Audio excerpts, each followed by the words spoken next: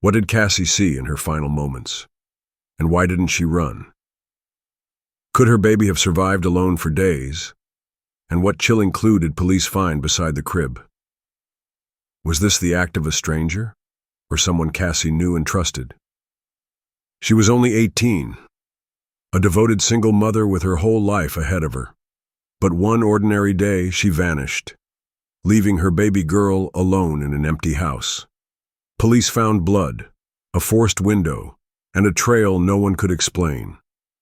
And when they finally discovered the truth, it was more horrifying than anyone imagined. This isn't just a murder story. This is a story about betrayal, fear, and the decades-long fight to make a killer pay. Don't look away. Hit like, subscribe, and turn on notifications so you never miss another chilling case. On April 23, 2025, after over 2 decades on death row, Moises Mendoza was executed by lethal injection in Texas. His crime wasn't just horrifying, it was deeply personal, savage, and left a lasting scar on an entire community. In this video, we're pulling back the curtain on the events that led to his execution. His final meal, his last words, and the night a young mother's world was shattered. It all started on what seemed like a quiet March morning in 2004, in the small town of Farmersville, Texas. But that peaceful morning quickly turned into a nightmare. A young mother wasn't answering her door. Inside her home, chaos. It had clearly been torn apart in desperation, like someone was searching for something, or someone.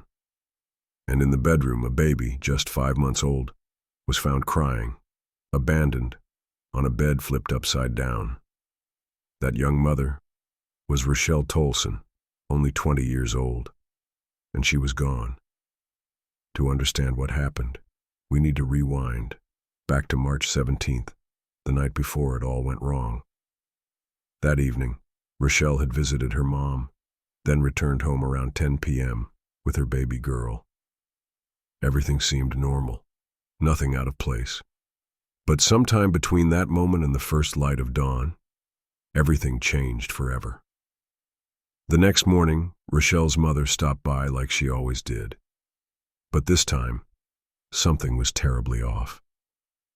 The back door was wide open. The house looked like a battlefield. Furniture shoved, the bed broken, the nightstand knocked askew. But her purse was untouched. Her car hadn't moved. On the kitchen floor, divorce papers, torn, muddy, and stamped with a single ominous boot print. Her daughter Avery was still there, alone, terrified and lying on the bed. But Rachelle had vanished. The police arrived and instantly knew this wasn't a runaway. Something sinister had happened. The town launched a full-scale search. Dozens joined in, on foot, on ATVs, even on horseback. They searched for 5 agonizing days. Nothing. But if the killer left no trace, then who or what did Cassie try to fight off?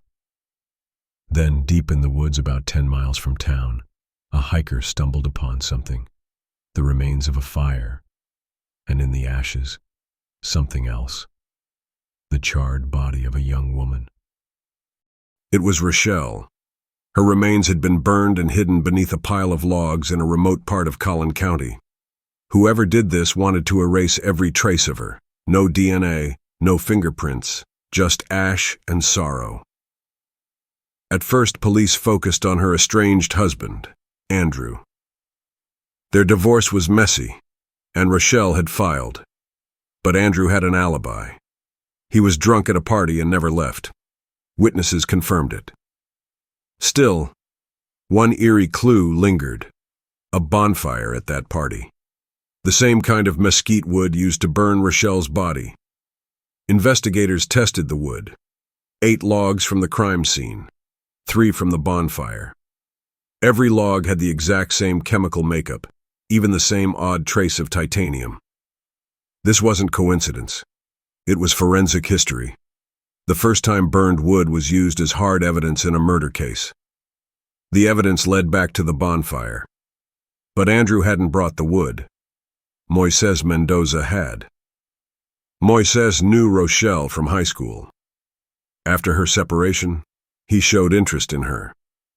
But Rachelle wasn't interested, and she'd made that clear.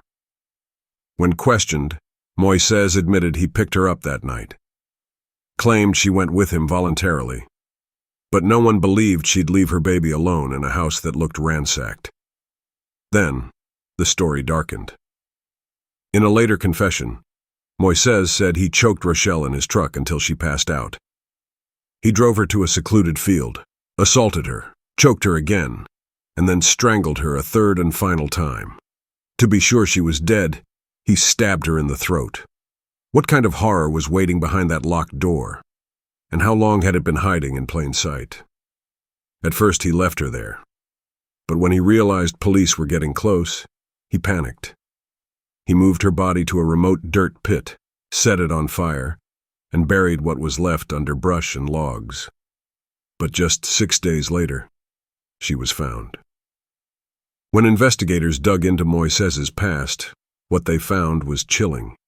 He'd tried to abduct multiple women just months earlier, and he was already out on bail when Rachelle disappeared. In his room, they found boots covered in soot and reeking of gasoline, a perfect match to the muddy print on Rachelle's divorce papers. Then came the jeans, hidden beneath ash, stained with dried blood. The DNA confirmed it. Rachelle's blood.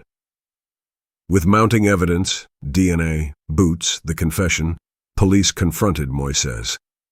He said nothing, no remorse, no reaction, just silence. He was arrested and charged with capital murder. At trial, the only question left was whether he'd live or die. The jury didn't need long. On July 1, 2005, Moises Sandoval Mendoza was convicted of capital murder, and the jury didn't hesitate. They handed down the ultimate sentence: death by lethal injection. But the story didn't end there. For the next 2 decades, Mendoza remained on death row, filing appeals, fighting for his life behind bars, while Rachelle's family lived with the weight of what had happened every single day. As his execution date approached in 2025, the public waited to hear what, if anything, he would say. And then, on April 23rd, the final chapter began. Before the execution, Mendoza was given the right to choose his last meal. And while some prisoners go extravagant, his request was strangely simple: 2 cheeseburgers, fries, a chocolate milkshake, and a Dr. Pepper. Then came his last words. He looked through the glass at the witnesses, many of whom were Rachelle's family members. And after 2 decades of silence, he finally spoke. "I'm sorry for the pain I've caused. I can't undo what I've done. I hope you find peace someday. It wasn't enough. Not for a life stolen so violently. Not for the baby girl left behind." At 6:42 p.m., Moises Mendoza was pronounced dead. And with that, a case that had haunted a community for over 20 years was finally closed.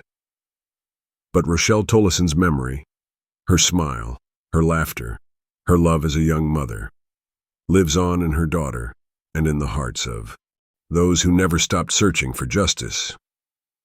Her story is a painful reminder of how quickly a life can be shattered, but also of the strength it takes to demand accountability, no matter how long it takes. Cases like this remind us how quickly the unthinkable can happen. If you want to stay aware and help others do the same, don't forget to like, share, and subscribe. Hit the bell so you never miss a chilling true crime story that could one day save a life.